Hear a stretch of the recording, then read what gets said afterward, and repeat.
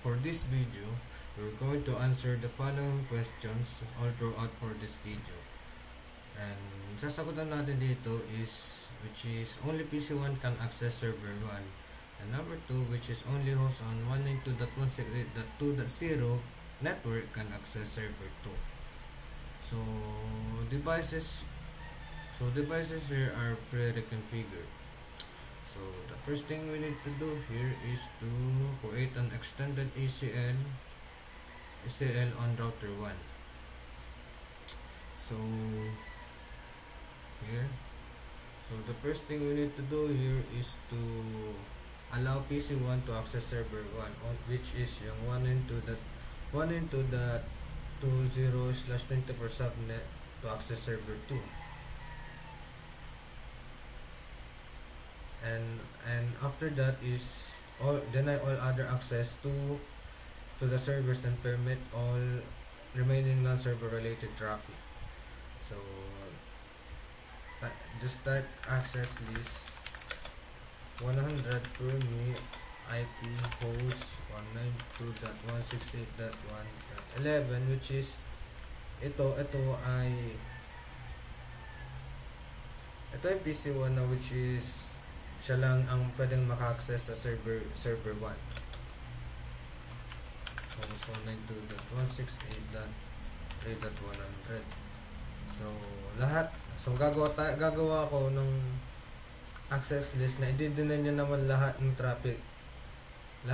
traffic papunta sa server 1, which is access is 100 deny IP host any host deny IP any host 192.168.3.100. So ayan, the next step is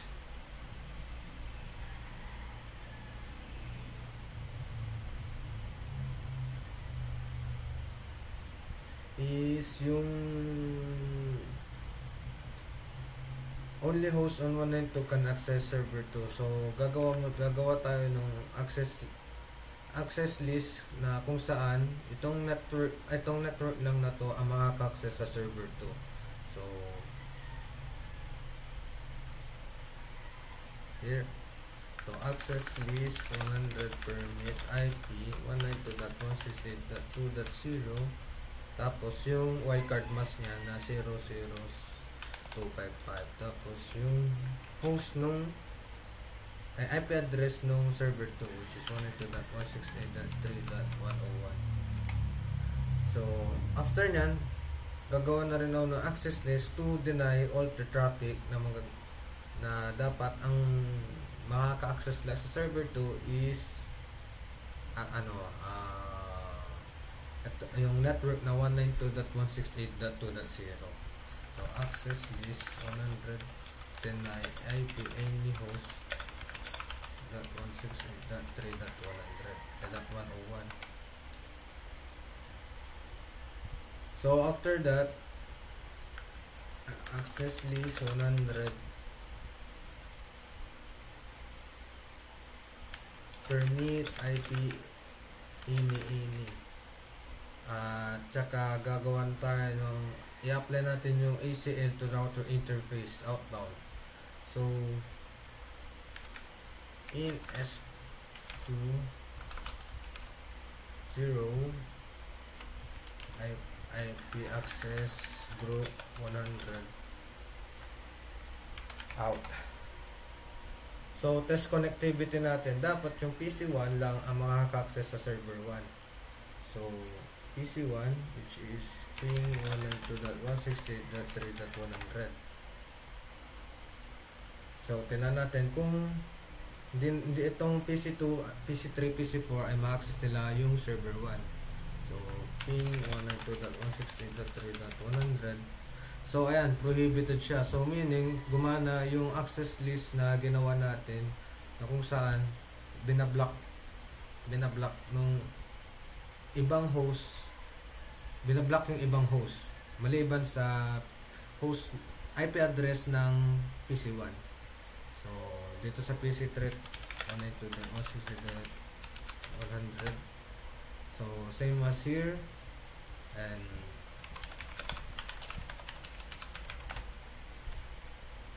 So ayan, nasatisfy naman natin yung 1.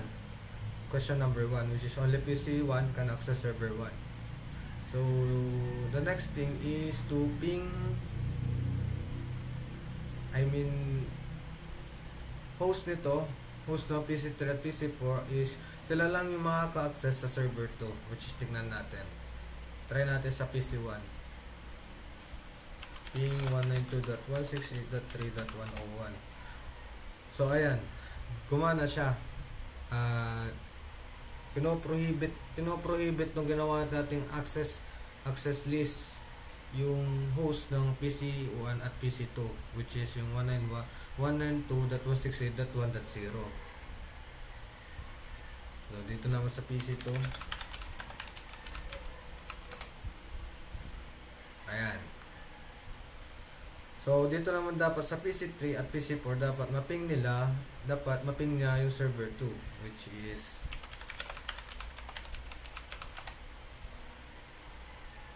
so ayan, napiping niya naman, napiping. And then lastly, which is yung PC4.